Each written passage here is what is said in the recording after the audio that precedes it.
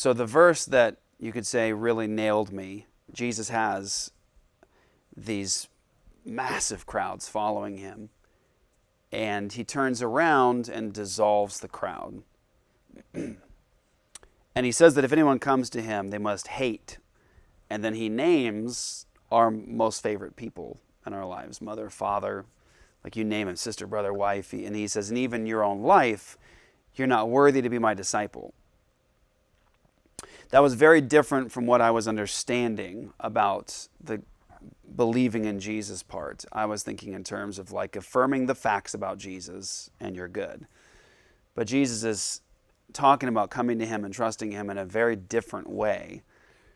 And he tells people to count the cost in coming to follow him. And he tells people that they must take up the cross to come follow him. Now, to us today, it means very little. But, of course, to the people that Jesus was speaking, it meant a lot. Taking up the cross, they had seen such a thing. They had seen people carrying the cross and doing the death march. They knew that it ended in one place, death. That's the end of them. So Jesus is talking about coming to him, to trust in him, to be saved, to receive the gift. You can't earn it. There's nothing you're doing for it. It's all him. But he's talking about coming to him and being joined to him and trusting in him in such a way as that you come and die. Like that's the end of you, the old you. And you're coming to receive new life. And you're coming to follow him. And that was the verse that I believe, the set of verses that God truly, there's a number of other ones, but truly used to completely break me down, to understand that maybe I'm not really saved. Maybe I didn't understand what all this meant. It's not to say that, like coming to Jesus and trusting in him, all of a sudden now, like, there's no sanctification, your life is perfect, and like it's an instant thing. No, there's sanctification. Like there was real change and growth happening in me after I turned to Christ. Now I have a new heart and new desires. I want Jesus. It was real grief. I mean, particularly against the addiction itself. That first year was rough because I hated it, dramatically hated it, but had to make war with it in a really profound way. But that message, that understanding that when I come to trust in Jesus, I'm coming to be saved from my sin, not in my sin. That was profound. That was challenging. And that was very different from what I was hearing elsewhere in terms of like, do you want to go to heaven one day? Great. Pray this magic prayer with me. Very different message. The message of Jesus that I was seeing in Scripture as I let it speak was very much that Jesus was not just for heaven one day, he was for right now. He and I having peace right now, today, not just someday in this spiritual existence, but Jesus came for me to be reconciled to him now, and that was profound.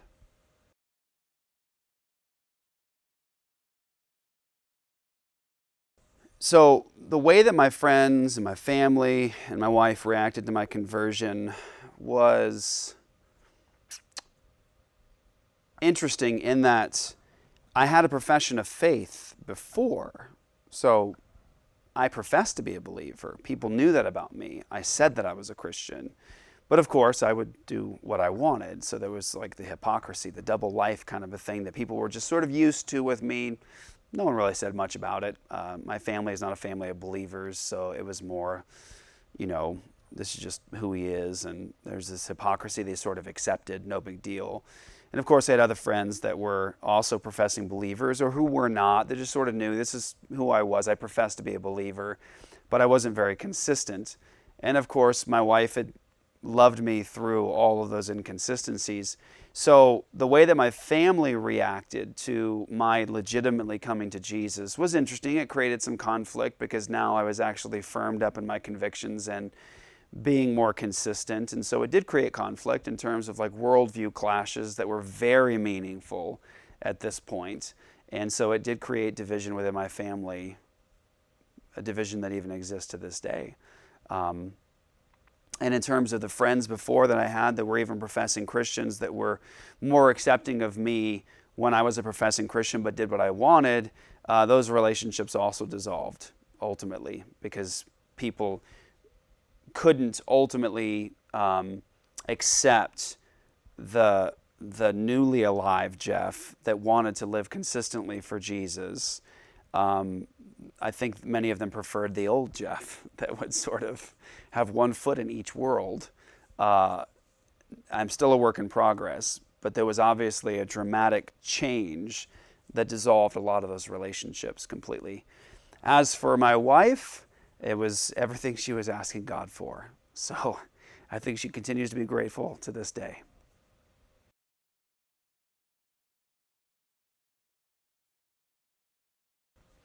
So after I was adopted into God's family, after I was saved, truly saved, know that I was saved,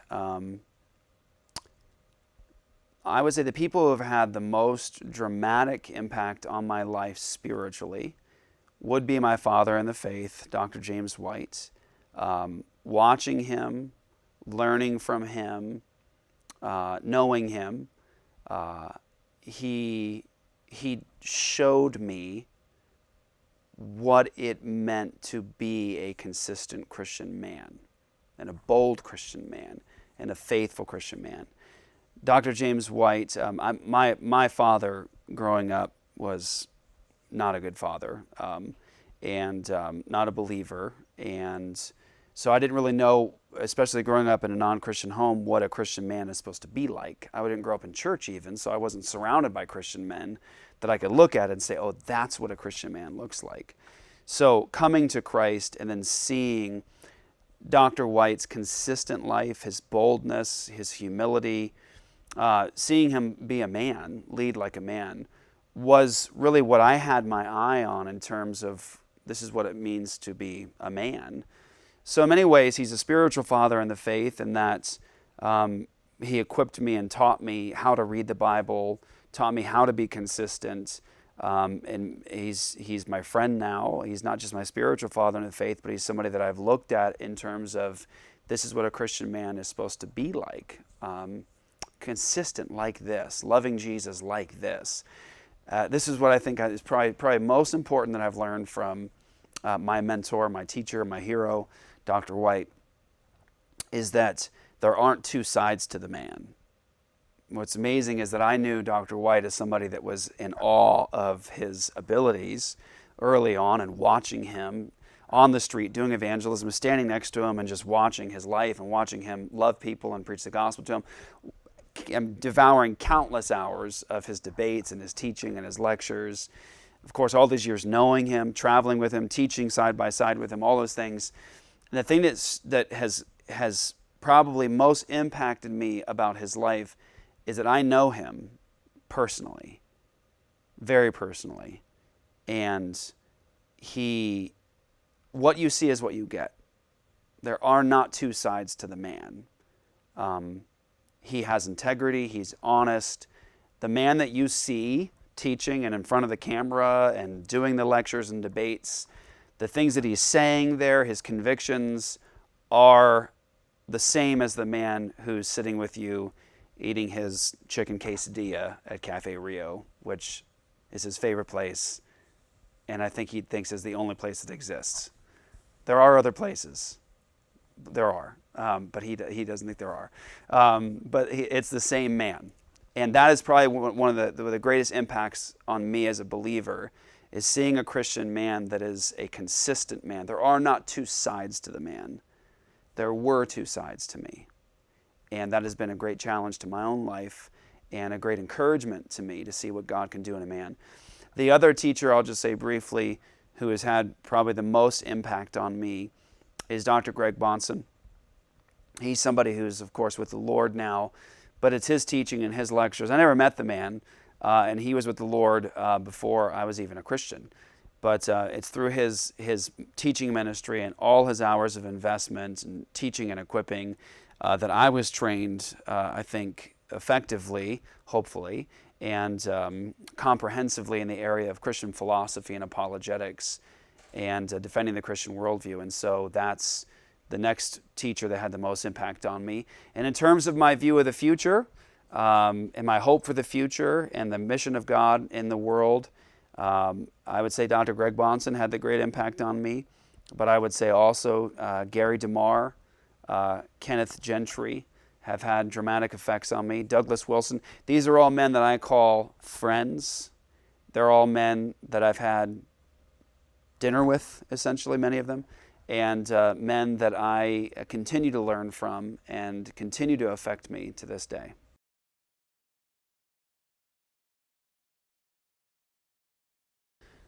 So, yes, there was a time when I really struggled with God's grace. The best way to describe it is there was a period where, as I really grew in my understanding of the holiness of God and the meaning of the cross, the necessity of the cross to save sinners, I really went through a period of time of shaping and sanctification because I knew my life. And even though I knew God's promises, and I knew that they were true anyway, I did have a period of time where I really had to be sanctified in the area of accepting this grace that had saved me. Because I knew truly, this is so important, it wasn't just God saved an addict. He saved a sinner. And addiction was just one aspect of my idolatry and my sinful life. It was my whole life. And as I really began to understand the holiness of God, I began to more and more understand my own sinfulness and then grow in the depth of my appreciation for the love of God and His grace. So I'm thankful even for that period of time in my life, that moment of struggle where I remember specifically that I was so aware of my own sinfulness and the holiness of God and the depth of the love of God and the power of the cross that I really began to even grieve over, like, how could God love someone like me? Like, I know that He has saved me. I believe that. But I began this deep study only of grace. And I remember it was a period of between 6 months to a year where I just committed to only studying the grace of God and mercy of God and forgiveness of God, just to fully say, that's true, and I believe that, and it's true even of someone as rotten as me. And so God healed me, truly healed me in the area of grace, understanding just how vast and powerful this grace is.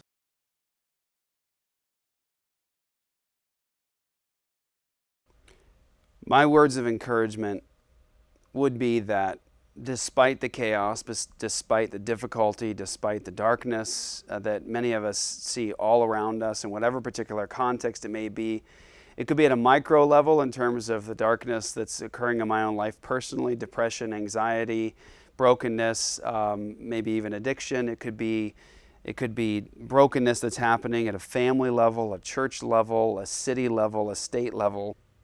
On whatever level it is, it could be looking at the world right now and just a lot of the chaos that's going on around us. And the truth is that even in the midst of all that brokenness and darkness, God is still building His kingdom. And that's really the glory of the gospel of the kingdom, is that Jesus is the King of kings, Lord of lords. He's the ruler of the kings of the earth. He is building His kingdom, His rule, through saving sinners. And, you know, when all of this started during the first century, you have Jesus, this Palestinian Jew, in this remote part of the world with dirt all around, with a handful of very confused disciples. And now we have believers saved that know Jesus, are part of God's family, adopted into His family, that are all over the world today. We have people from every tribe, tongue, nation, language, all over the world that love and worship the Lord God of Israel because of Jesus, the Messiah. God is saving sinners. That's what He's doing. And He is not going to grow weary in that mission. And He is going to continue to save sinners like me and like you until He returns for the final resurrection. And so the hope we have is that God grows His kingdom, He says, from like mustard seed to large tree, like leaven in a lump of dough. And He does so faithfully. He does so without being thwarted by man or by us or our sin. God is in control of the future, and He's in control of salvation. He's sovereign over every detail of it. And God can save the worst of sinners like me. And nothing can stop him. His grace is that powerful. The cross is that meaningful.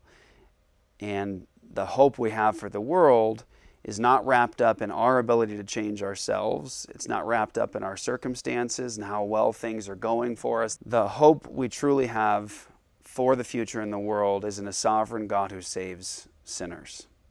Can or shall my soul